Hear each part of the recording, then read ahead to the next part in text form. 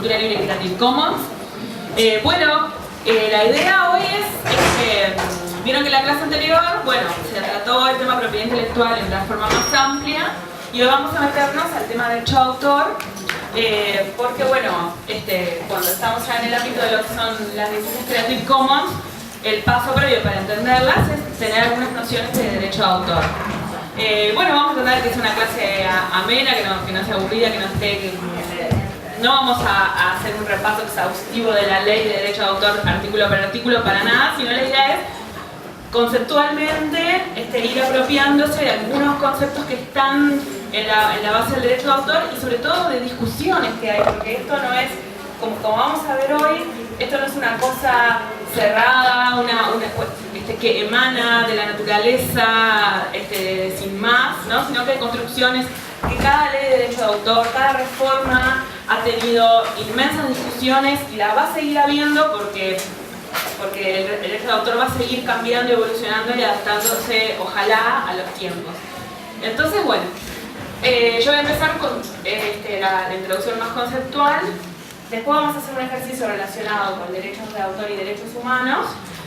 Y Patricia al final, esa parte la va a hacer Jorge, y Patricia al final va a tratar el tema de la reforma del derecho de autor. Pero vamos a empezar. Para hablar de derecho de autor, yo recomiendo que primero, no sé si empezar tratando de definir qué es un autor, porque en realidad no es el autor lo que se llama, no es el autor lo que protege, entre comillas, el derecho de autor, sino lo que está en juego, de lo que estamos hablando es de las obras, de las expresiones concretas que se plasman en obras, ¿no? En obras autorales. Eso es muy importante que centremos la mirada en eso, porque todo funciona alrededor de todas las restricciones o los permisos que hay son alrededor de obras. La obra que tenemos acá, obra entre comillas, porque la idea es preguntarnos un poco si se le puede llamar obra, es un autorretrato que se hizo un mono.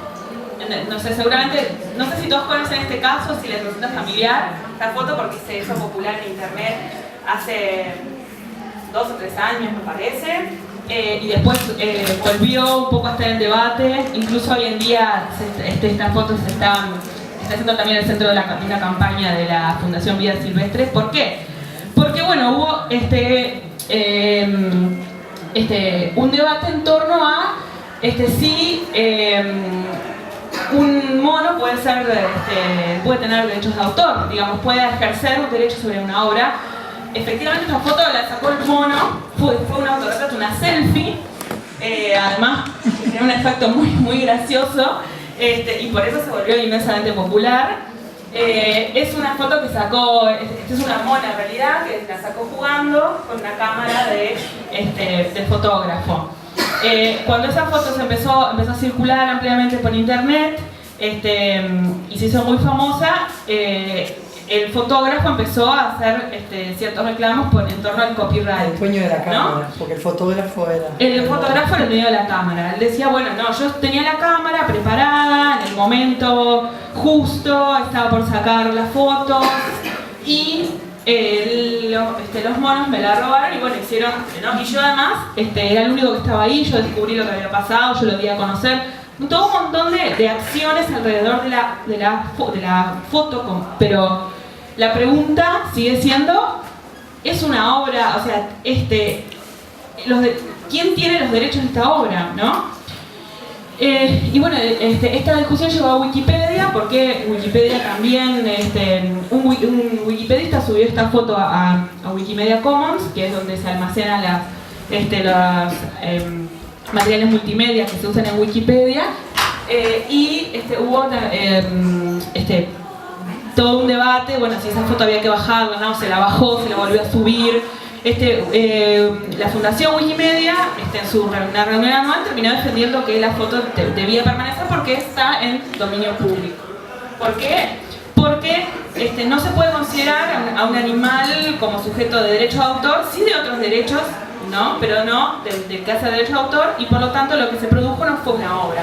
Y en cuanto al fotógrafo, que en realidad lo que él reclamaba era el copyright para sí, también podemos decir que él no estaba haciendo ninguna expresión de su, a través de todos los sucesos y esfuerzos o inversiones que hubo alrededor de que se produjera esta foto. Ninguno tenía que ver con la expresión de su interior, de algo que quisiera plasmar como comunicación de su interioridad hacia afuera, ¿no? Lo que sucedió fue un accidente con mucha buena suerte que generó esta foto. Así que bueno, esta foto, recordemos que precisamente nos hace reflexionar acerca de qué es una obra. Y la conclusión de alguna manera es que la obra no es algo que se produce a través de un esfuerzo, de una inversión, o de ser dueño de una cámara de fotos o de cualquier otro elemento, por más caro que sea, sino que tiene que ver con la actividad autoral. Tiene que ver con la expresión de una interioridad, de un mundo interno que conscientemente una persona, y no los animales, pueden expresar por distintos medios. Por supuesto podríamos filosofar eternamente sobre toda esta cuestión de qué es el autor y demás. Hay un texto muy interesante de Foucault que se llama ¿Qué es un autor? Y que trata justamente de deconstruir muchas de estas cosas, pero quedémonos con la idea de que no todo lo que tiene un efecto divertido, interesante, emocionante, no todo lo que es generado a través del esfuerzo o la inversión son cosas que generan obra. La obra es producto de una actividad autoral. Otro aspecto que es muy importante en el derecho de autor es que está hablando de obras y las obras tienen que tener un grado razonable de originalidad. ¿Y qué es la originalidad? Yo, un poco para reflexionar sobre eso, les traje como somos muy marxistas en este curso, como vieron la clase pasada, traje una frase de Groucho Marx que traía de una carta, de una de sus cartas, dirigida en este caso a los hermanos Warner. Queridos hermanos Warner, al parecer hay más de una forma de conquistar una ciudad y de mantenerla bajo el dominio propio. Por ejemplo, hasta el momento en que pensamos en hacer esta película, la película es Una noche en Casablanca, no tenía la menor idea de que la ciudad de Casablanca perteneciera exclusivamente a los hermanos Warner.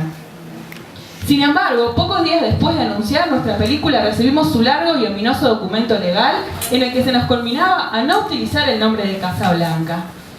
¿Por qué? Porque Warner Brothers, la Warner era la productora de la película Casablanca. Entonces, bueno, uno se pregunta hasta qué punto es posible, por ser el primero o ser el antecesor, uno puede apropiarse de determinado sector de conocimiento o de determinada idea o del nombre de una ciudad, ¿no? Hasta que es posible que porque la Warner haya utilizado el título Casablanca en su película, esa palabra no se puede utilizar, no puedan traerse reminiscencias incluso de esa película a una siguiente película. Entonces, claramente no es posible apropiarse, un poco lo hablábamos la clase pasada respecto a los colores o a otro tipo de palabras o de aspectos que no nunca van a entrar dentro de lo que es la protección del derecho de autor, porque no tienen nada que ver con la originalidad. Bueno, esto no llevó a un litigio, fue un intercambio de cartas en las que básicamente Groucho les enloqueció a los abogados y desistieron de seguir insistiendo con este tema de que le cambien el nombre, ¿no?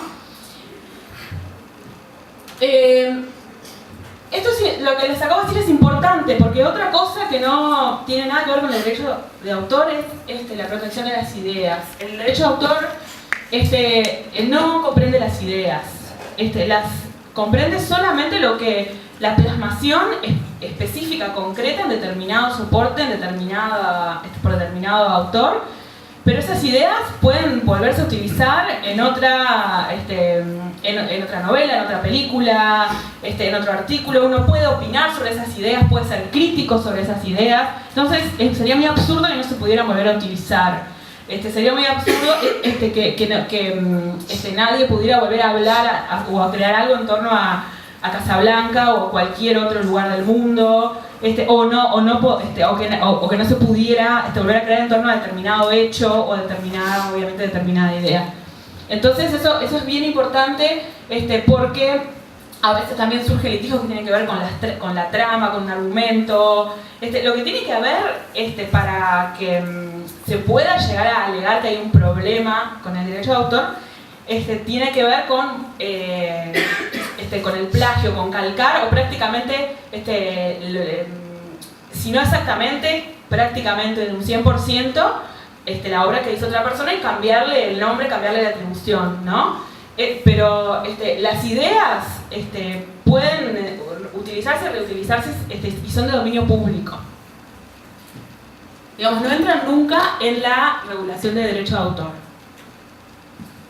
Esto es importante porque de alguna manera la creatividad necesita ese fondo común, porque sería un poco suicida para la cultura parcelarlo y dividirlo como si se tratara de tierras o de algún otro bien material, ¿no?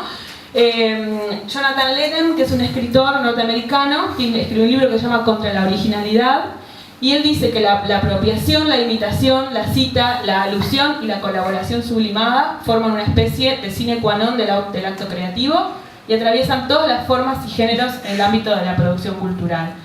En el ámbito de la producción cultural, no solo, o sea, los artistas no solo tratan de todo el tiempo de evitar